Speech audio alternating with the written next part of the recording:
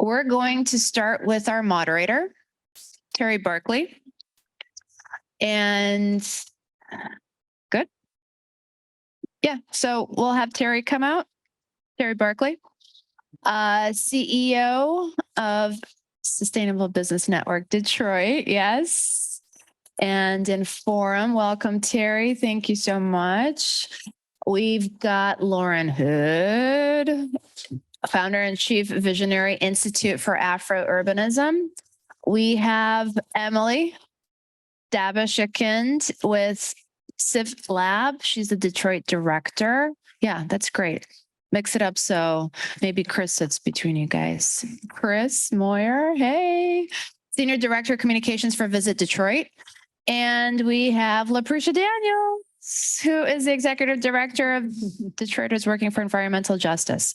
So you're on to a great panel, great topic, and enjoy. Thank you, Ivana, and hi, everyone. What a great day, and I'm so glad to be here with all of you. Listening to the previous group, I think we've got a lot of, you're going to see a lot of flow in the next hour in terms of topics and everything. And I was thinking as I was driving down here, you know, it's the crazy political season in the United States right now as we lead up to the midterm election. And I just keep being reminded of the saying, you know, how all politics is local. And it really is.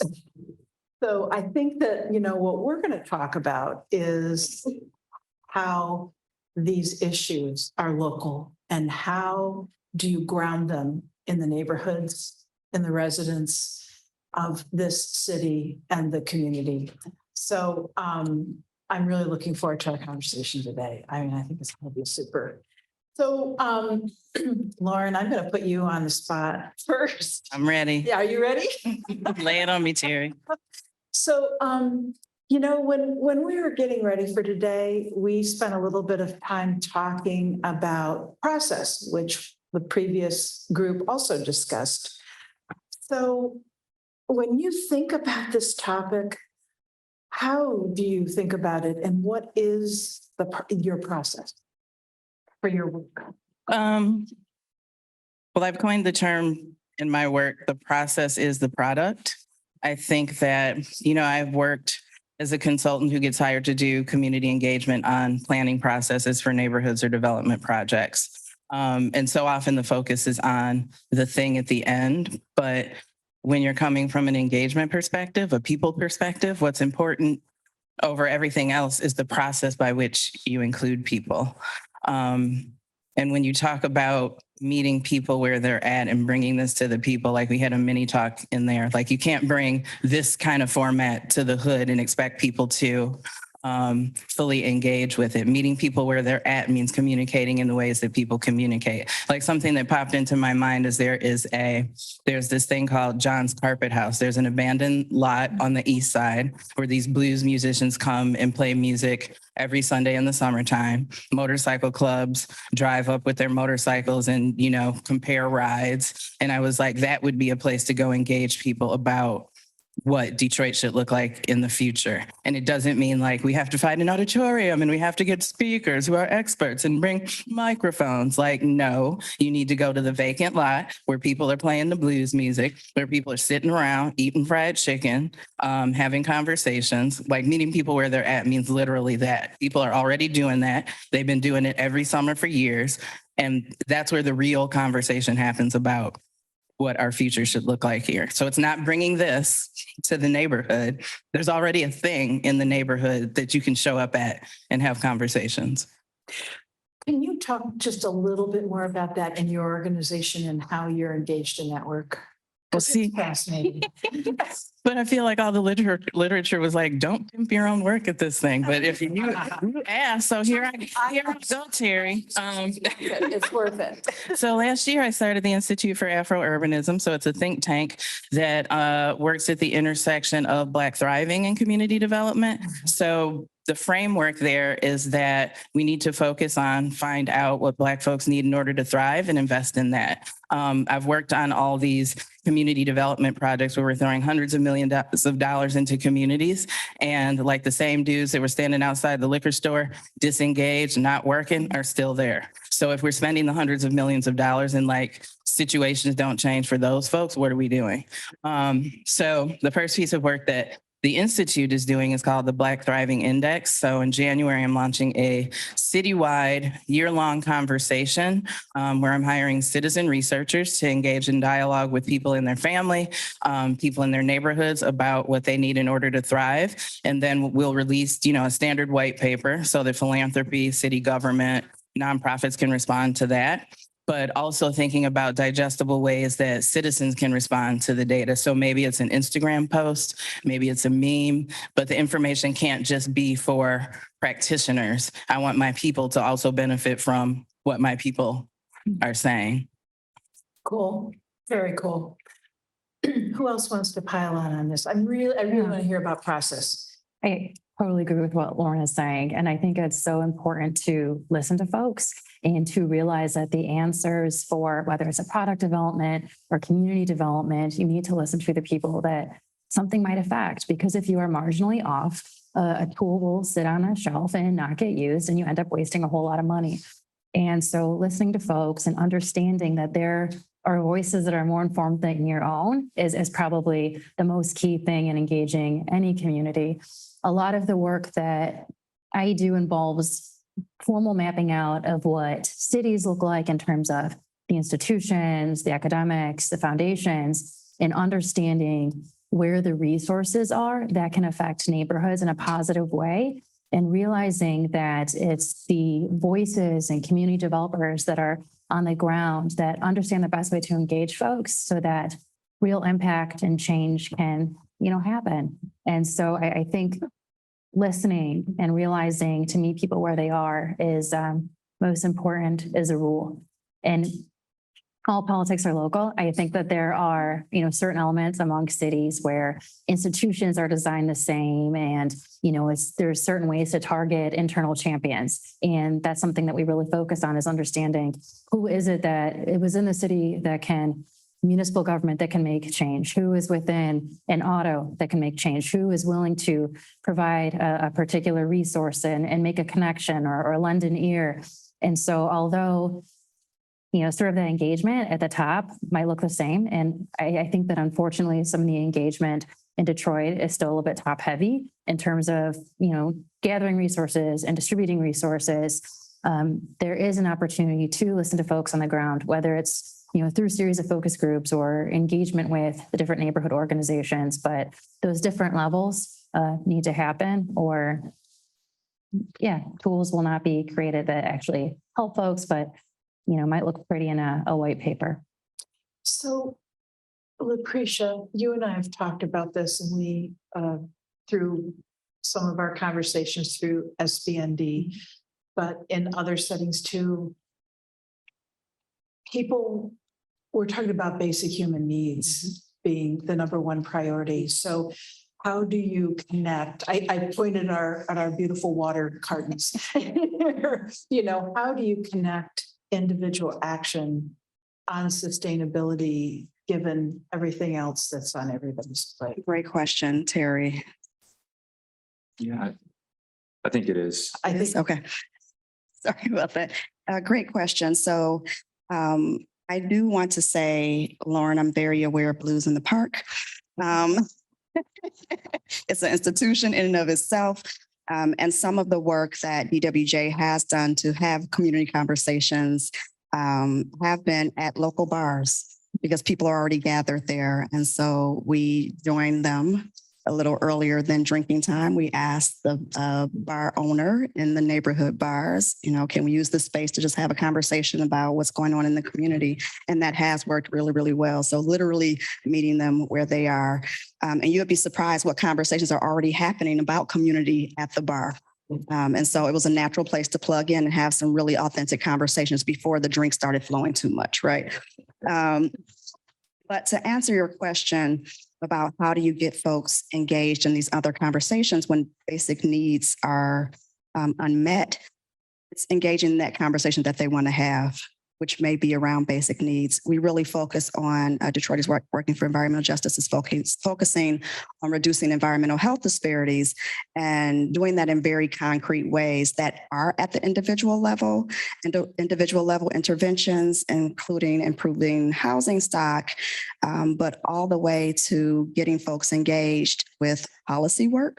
And I'll give an example of that with hopefully not promoting what we do too much if that was part of It's a part of the assignment to not do so. No, I know. I know.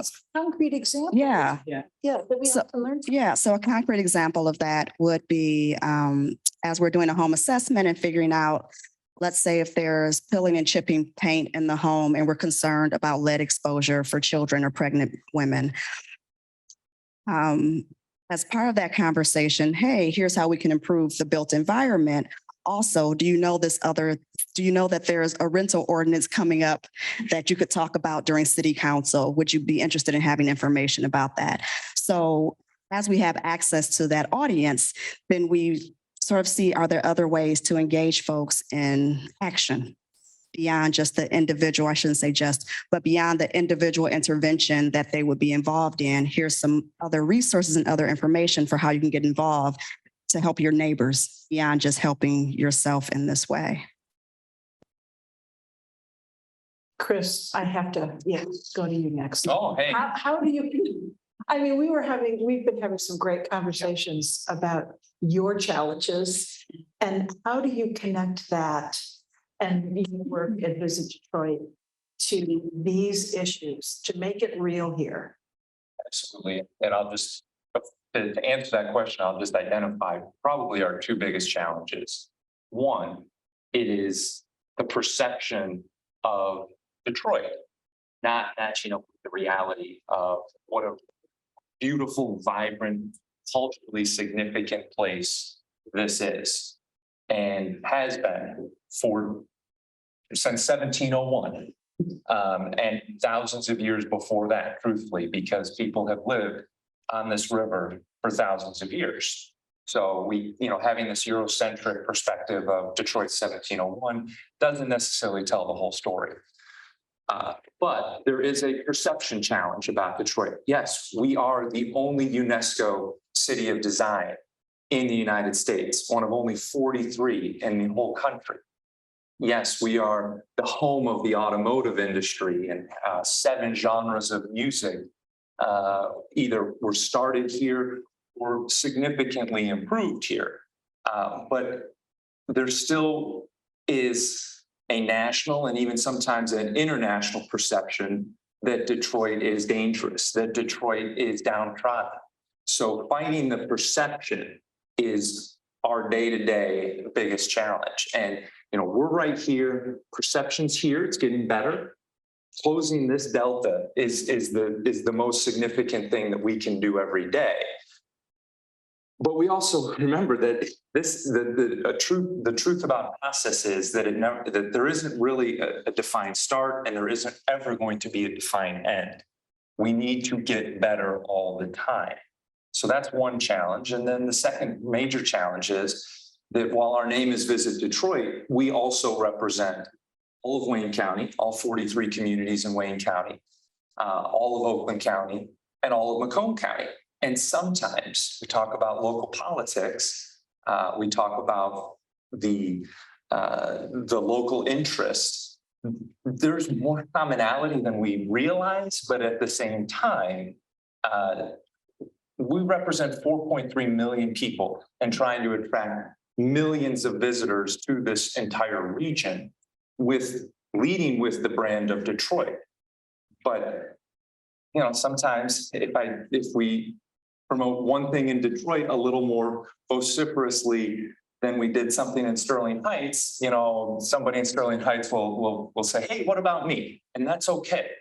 What we need to remember is that in a regional approach, when we do better, when we all do better, we all do better. And so those are our two big challenges for for me to answer that and for Visit Detroit to be a part of a solution towards driving a more sustainable future, it really is answering that question very humbly.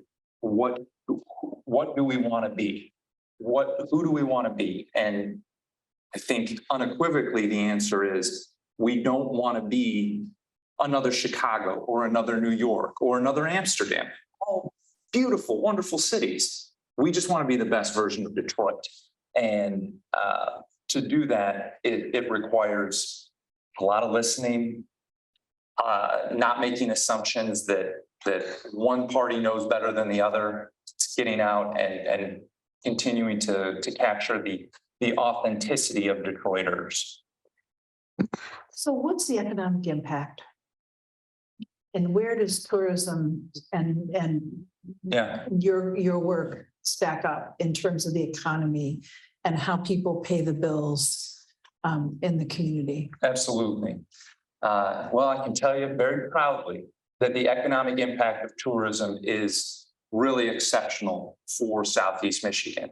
I think just about everybody in this room probably knows the Pure Michigan campaign. Maybe some of our Dutch friends are not as familiar with this, but this is one of the most iconic advertising campaigns promoting the state of Michigan and one of the most iconic travel campaigns ever created. And when people think of Pure Michigan, a lot of thought goes to the beautiful beaches of Lake Michigan or Lake Huron, Traverse City, Mackinac Island, the Upper Peninsula.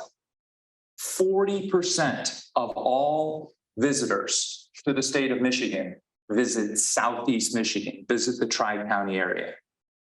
40%, more than any other place in the entire state. We are Pure Michigan here. Detroit is Pure Michigan. And we're really happy that through a lot of hard work that my predecessor, the previous CEO, Larry Alexander, our current CEO, Claude Molinari, has done is to get the state, the Travel Michigan folks to recognize the special purity, the special opportunity of Detroit. And so the economic impact to this question is in the billions of dollars. When you have that many people, 19 million people visited Southeast Michigan in 2019, which was the record year for visitation in Southeast Michigan. We're talking about billions of dollars and 460,000 people in Southeast Michigan work in some part of hospitality. That's more than 10% of every man, woman, child, and retiree in Southeast Michigan. So this is an industry that is essential for our continued growth. So I'm just kind of curious whether any of the people at the neighborhood bar are talking about the solution. I mean, Are you talking about Pure Michigan or? This is an economic opportunity. How does it relate to creating sustainable neighborhoods and communities? I mean, how do we bridge this gap? We understand the economic engine, how do we do that? So I will say, And right after this, you're going to be promoted to President of the United States. I would say that folks in the neighborhood would like more investment in the neighborhoods. There is downtown and there's greater downtown that are being invested in heavily. And there needs to be more investment in neighborhoods. There is really rich culture. There are great hospitality businesses, the local bars, the local coffee shops. There are local art galleries and movie theaters that are set in neighborhoods. And in order for those owners that are often folks that live in those neighborhoods to be successful, then more of the business needs to be drawn to those neighborhoods. And those that are business owners, neighborhood level business owners, can use social media and the like to draw folks, but really need some support, I would say, from others to really tell that story about how beautiful all of Detroit is and to drive money, drive dollars to the neighborhoods for those businesses. Also, local government has to invest in those neighborhoods as well. And DWJ Center is the voice of the community. And so this is the community speaking, not Laprisha speaking. Saying that that's what we're hearing though, really, that it looks like a lot of the infrastructure and will is being put into specific areas that are not benefiting long-time Detroiters that have been here for generations, that have stayed, didn't return, right, never left, and have, raised their families here in their homes that, are 3 generations into the family. And so those that have invested in Detroit are looking for Detroit to invest in them. Let me add too, real quick.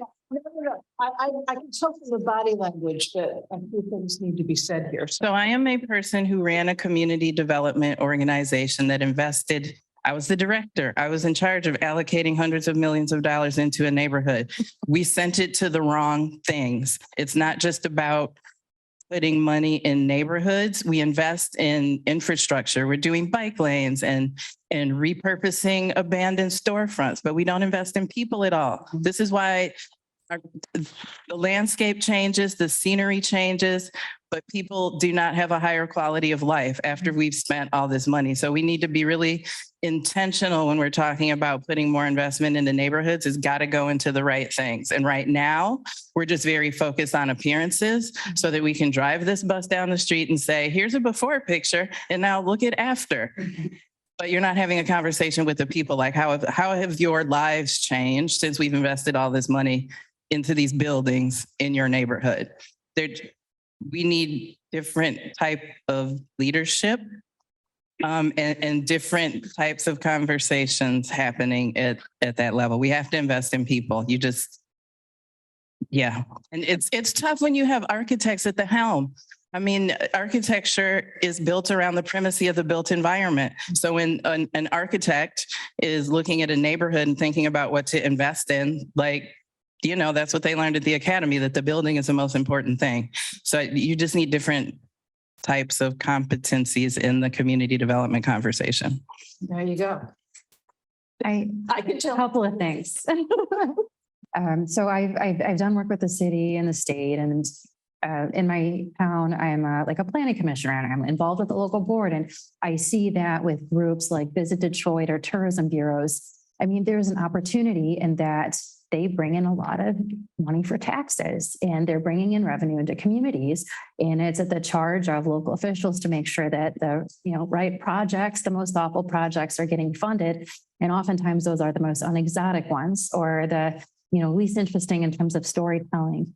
And additionally, I think it's important with groups that work with institutions, and I've done a lot of work, particularly with young people in the city, is making sure that folks have the impression that these assets are made for them, that they are built for them, and that institutions should make sure that there are programs, that there are opportunities. And I think it's especially true with young people too, whether it's the art museum or whether it is, the libraries, making sure that people understand that this isn't just for, downtown other, this is for, folks in the neighborhoods as well. And that requires, I think, exposure, and is the charge of the folks within those institutions too, to make sure that the right outreach is happening.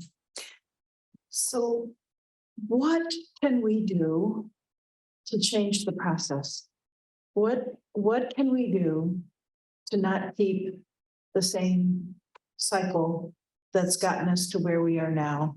How can we revolutionize? I think it starts with empowering young people. I think that. Say some more about that. I think in terms of experiences or trauma, that cycle, exists between generations. But to me, the most impressionable folks are the youth. And if we can help to support them as much as possible whether it's through, internships or programs or just making sure that the schools are well funded. I think in literal terms, that's the greatest way to see change. I mean, you're absolutely right. And I do not, Emily and I are dear friends. We're really good So- friends, so you can also be mean to me then. I'm- I'm not permitting it. I promise, I'm gonna agree with you and then say, and that in that same breath, that while we fund the next generation, we have to be conscientious that Detroit's issues are generations in the making and based on systemic racism. And to fix that, it's not going to be, the fact of the matter is, it's not going to be tomorrow or next week or next year. This is going to take generations to repair. And while we do that, while we fund the next generations coming up, we cannot give up on anybody. We just can't. And I can only, I'm going to control my controllables here. Right. And I know that there are more than 120 neighborhoods in the city of Detroit. We can't speak to what every single visitor does, but I promise you, the majority of neighborhoods are not visited by the majority of visitors. It's an unfortunate reality. Could we be doing a better job telling that story? I'm sure we could. There is a degree to which this is a collective action issue, and then there's a degree to which each of us has that responsibility. And it goes back to what Lauren was saying, which is if you put people first, that's going to be a better solution than just simply focusing on what something looks like. I love that you use the word repair. I think one thing we could do is reparations. It's a really long conversation, but I'm just going to throw reparations out there as a means of sorting this all out.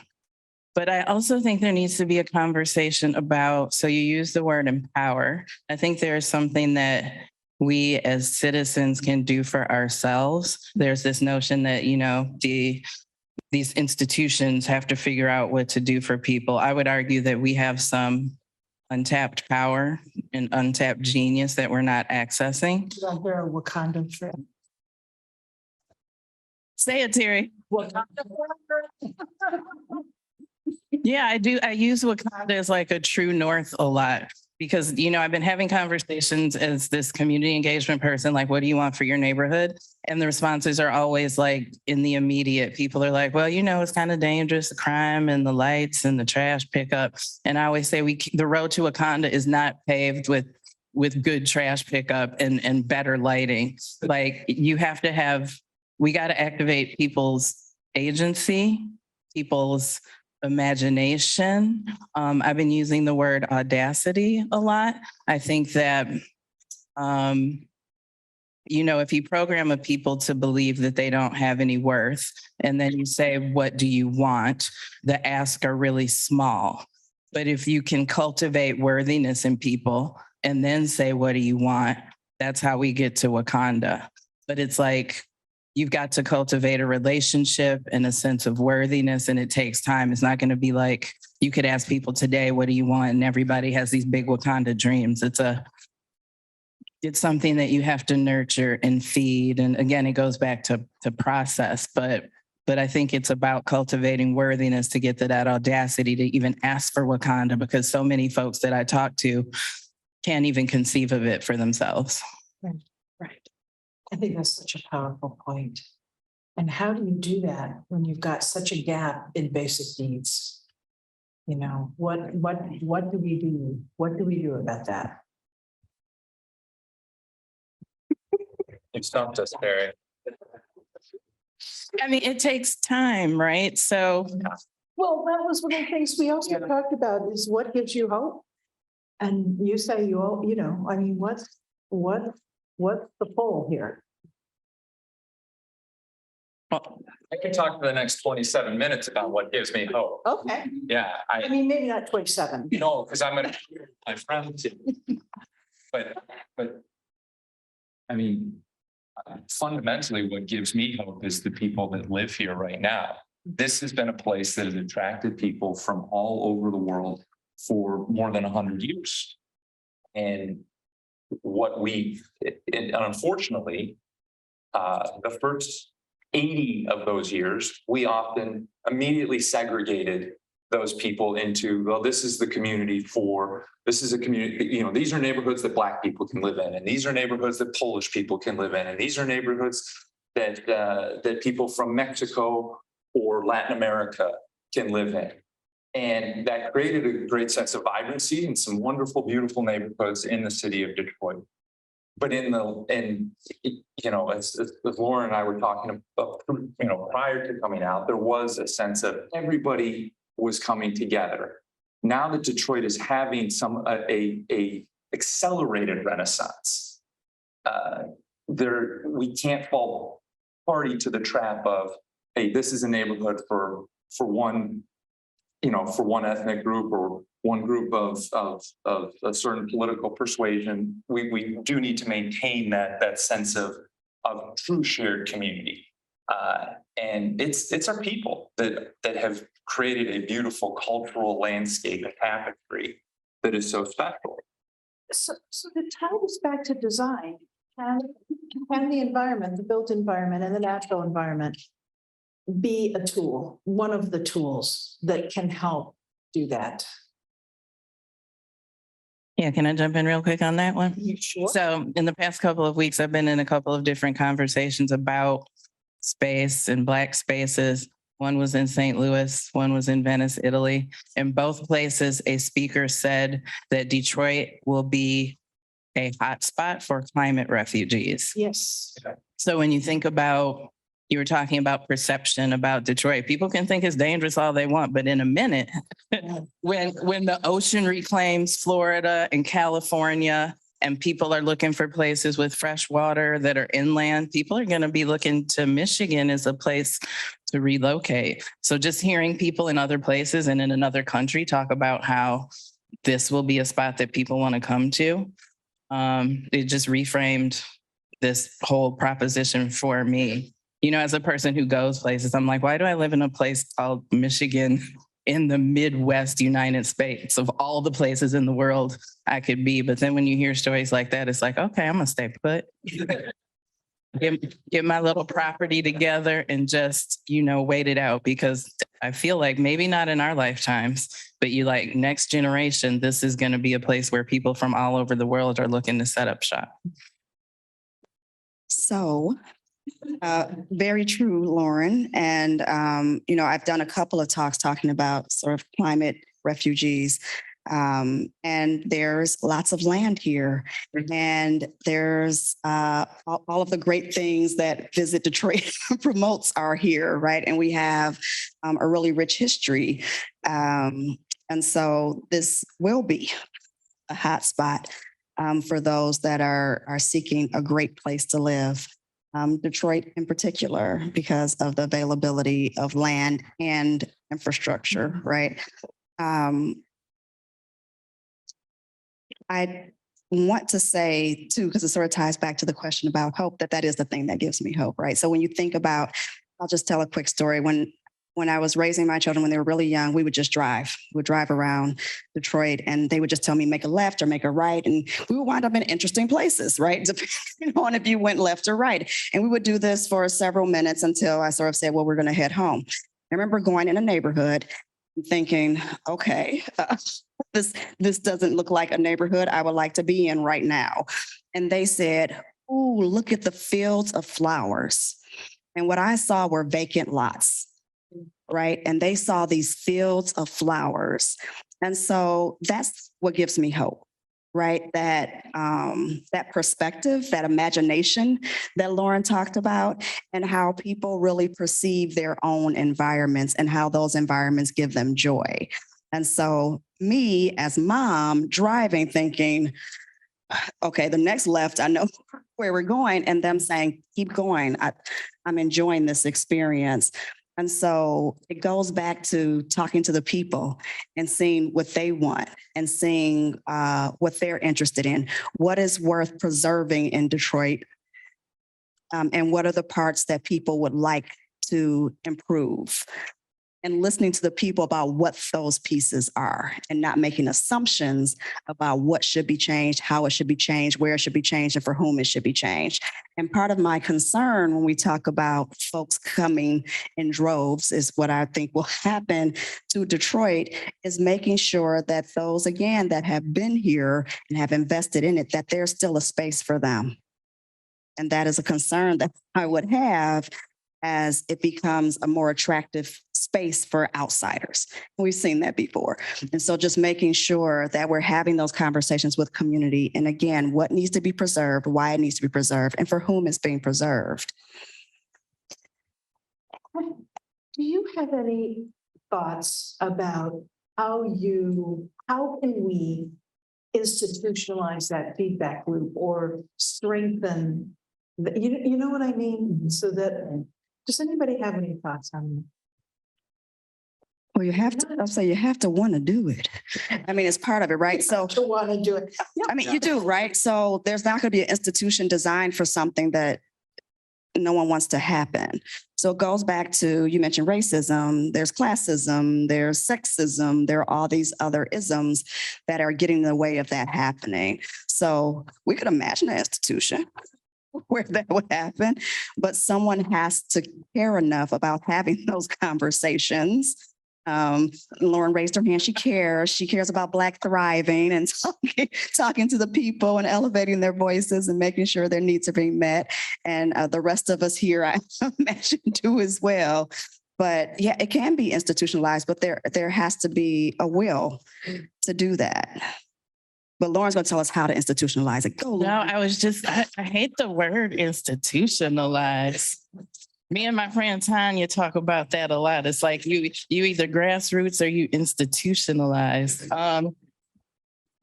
It's like a very confined way of thinking. I think we need new types. We need new types of institutions. So let's not think in terms of our traditional power structures. Can we have, instead of these larger, all doing institutions, can we have smaller institutions that are led by folks that are of this place? And operate of a certain ethos. My friend at the Nature Conservancy talks about the grass tops and the grass. Grass tops and grassroots, yeah. Is that a better way? How should we talk about it? I don't know.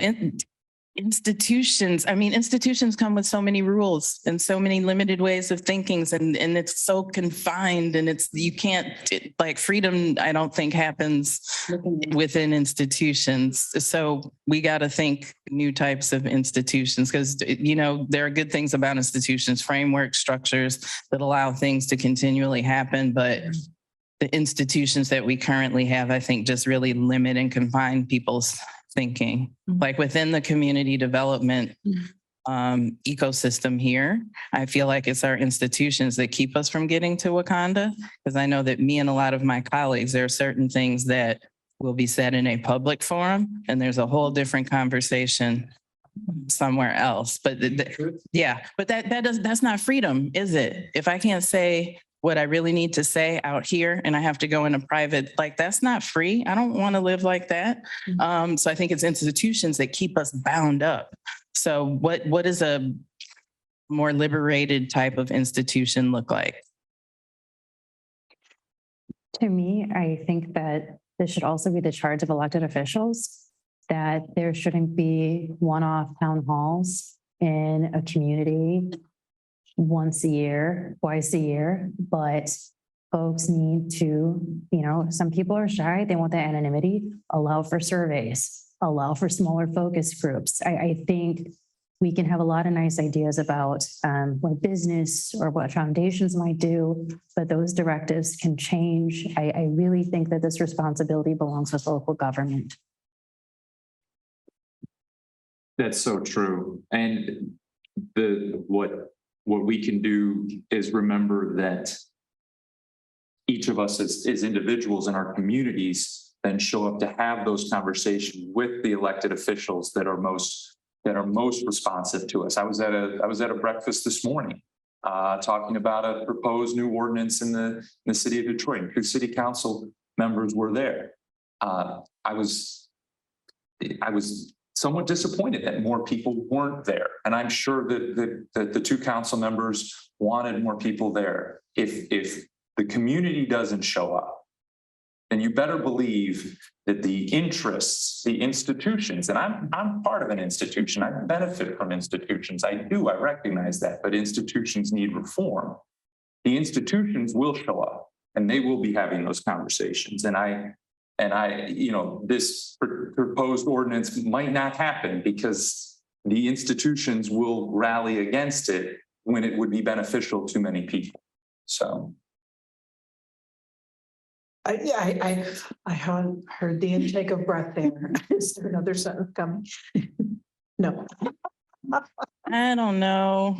Well, it's So many things. about galvanizing a sense of energy and a sense of responsibility.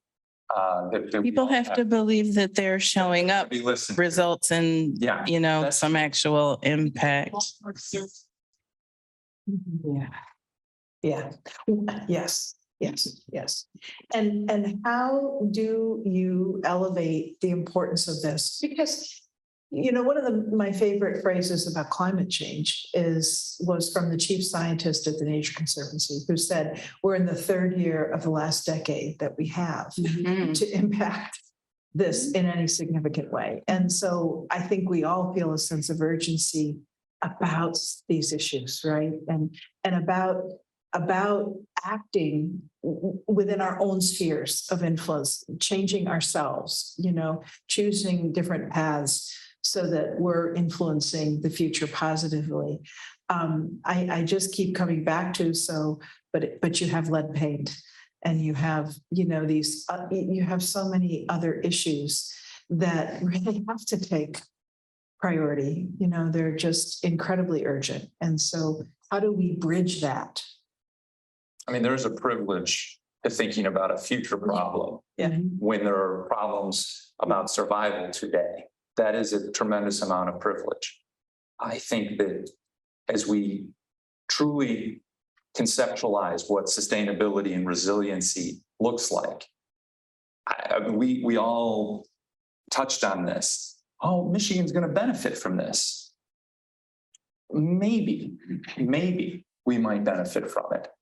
But at what cost to everybody else? I don't want to necessarily benefit. I don't want millions of people moving here because their lives were really bad somewhere else. I want millions of people moving here because there are great opportunities to be here. And if there will be a trickle of people that move here that have the economic means to move here in the next 10 or 20 years before things get really bad.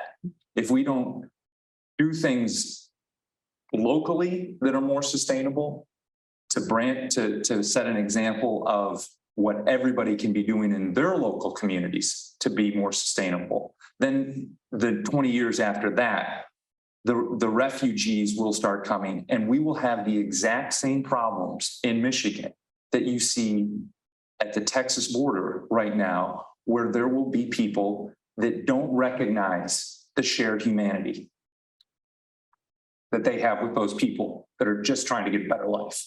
So there are things that we can do now to prepare ourselves, both for resilience and also to mitigate the harm of climate change. I'm done. I'm sorry. Laprisha. So I just want to say something just based on asking about how do we get people engaged. And one of the ways, and Lauren sort of touched on this too, is using approachable, accessible language. I was talking to someone, so I'm in environmental justice, so we're always talking about resiliency and sustainability and all of these other things. And these words mean literally nothing to most people. And even within this room, we would all define some of those terms in really, really different ways.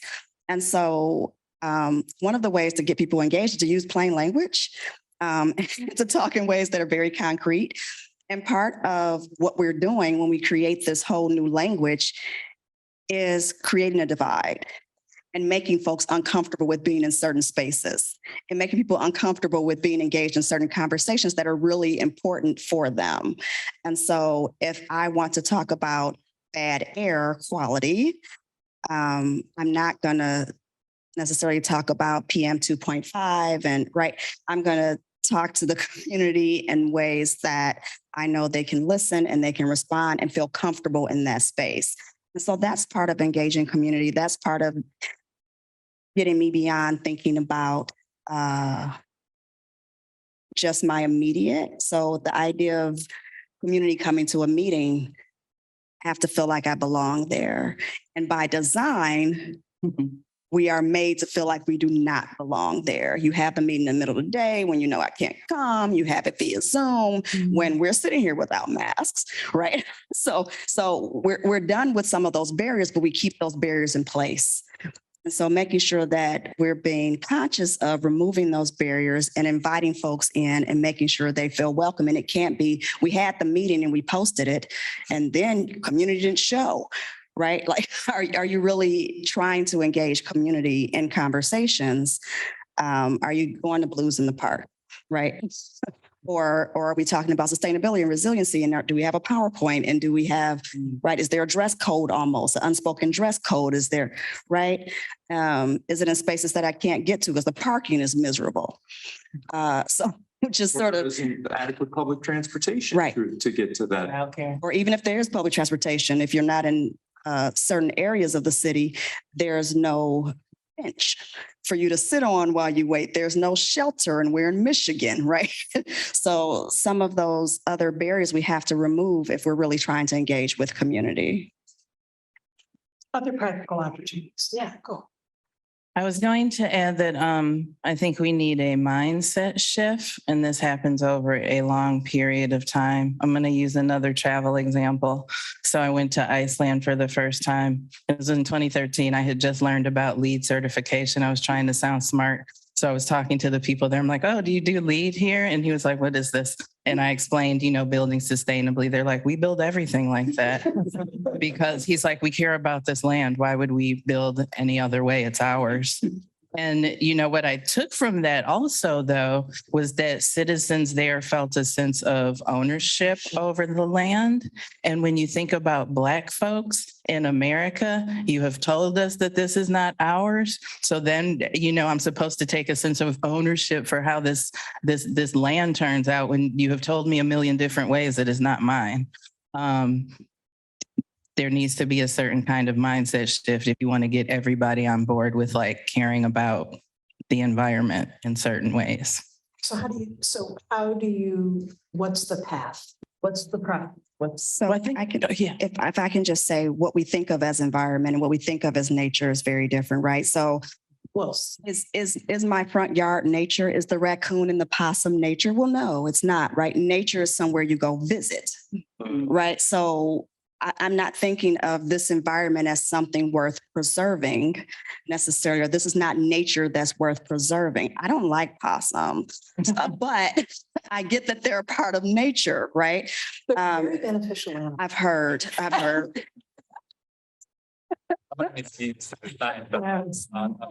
I've heard this about a bunch of rodents. They're good for something. But nonetheless, the way that we talk about environment, the way that we talk about nature, the way that we feel a connection to it, and the way that is transferred through, like Lauren said, like how we're talked to about our relationship with nature has to shift. And again, your yard is nature. The dandelions or whatever, that's nature. The stuff growing between the cracks in the sidewalk, that's still nature trying to get back to us, right? And so recognizing that and keeping a relationship with nature, even in the urban area, is important. And connecting things that happen, like when your basement floods, to climate change. You know what I mean? Everybody will show up if you say, we're going to have a meeting about basements flooding, which happens more in certain neighborhoods than others, but people would show up to that. But if you say, we're going to talk about climate change and environmental justice, people be like, eh. But when you can apply it to something that happened in their own household, Concrete. yeah, I feel like we have to start there. We've only got a few minutes left. What other actionable ideas are there? What do you want to leave us with? I think that there's been a huge lesson discussed here about making language relatable and making solutions relatable. Since we're discussing our projects, there's one that I've been working on in the Osborne neighborhood with Walker Miller Energy, DTE, and the Osborne Neighborhood Alliance. And, these groups came together, figured out where they had funding and were able to deploy it in the neighborhood in sort of a campaign-like style through the community group and, help educate folks through the community group. But for those that might not know Walker Miller, they do a lot of residential energy efficiency projects. And most folks don't know what that means. I didn't really know what that meant a few years ago. But what people do understand is these projects that, mitigate, the exterior environment help to, keep some change in their pocketbook. And so that's how that lesson, that tool can become relatable. And a lot of times if something is too far reaching or on the other end is unexotic, I guess it's the responsibility of folks that have the opportunity to make a difference in people's lives to use that language or, that benefit in a way that might make it more interesting, because I think on some level, we're all a little bit superficial and some certain things will catch our attention more than others. And just making sure that we interact with individuals that way. I would say that sometimes there's a time to work within the system and there's times to just forget about the system, right? And do what needs to be done. And so, thinking about institutions and that type of thing, there are times that, you go to the city council meeting and you say, we need a better way of the city at the city level communicating about emergencies like flooding. And then sometimes you say, okay, we're going to put together a group chat in the neighborhood and we're going to let, you're going to be the eyes and ears and we're going to let folks know, don't try to come down this road because you won't be able to get home. And so I just think it's important to keep both of those things in mind. And it's almost like you said, grass roots and grass tops, but you have to have sort of those interventions at different levels and think about ways to work within the system in ways that we have to build a separate system that works.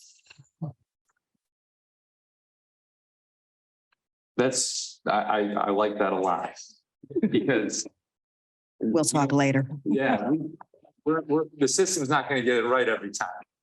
I think that fundamentally, from a Visit Detroit perspective, what our goal is to make Detroit the most sustainable city in the United States. This is a lofty goal. And to do this, we have to recognize that sustainability is very multifaceted. My background prior to moving back to Southeast Michigan was in government and then in clean energy for a long time. And so I had a very myopic view of sustainability needs to be, let's have cleaner energy, let's have energy efficiency, which reduces the need for fossil fuels that were deeply polluting and increasing the level of carbon dioxide in the atmosphere. I have come to learn that sustainability is so much more expansive than that. And so as Visit Detroit embarks on this journey, this rest of the decade journey towards being the most sustainable destination in the United States, to do that, we need to think about food waste. We need to think about manufacturing processes, building processes, how we design our landscape, because it's not just the fact that rainfall is increasing in Michigan, it's also that we've designed our systems to break when rainfall is increased. We could have, we could design things in a way that allows rainwater to dissipate or go into the ground in a more effective way so it doesn't end up in people's basements. So this is a daunting task to make us truly this sustainable place. And I'll say this, if you have ideas, I'd love to hear them, because it's going to take everybody being involved to make this a reality. Yeah, absolutely is. Okay, Lauren, you've got the last word. No pressure. I would just say real quick, we got to exercise our imaginations. And I think that the best solutions are going to be interdisciplinary. So I know that for me personally, I've been really bored with the community development conversation.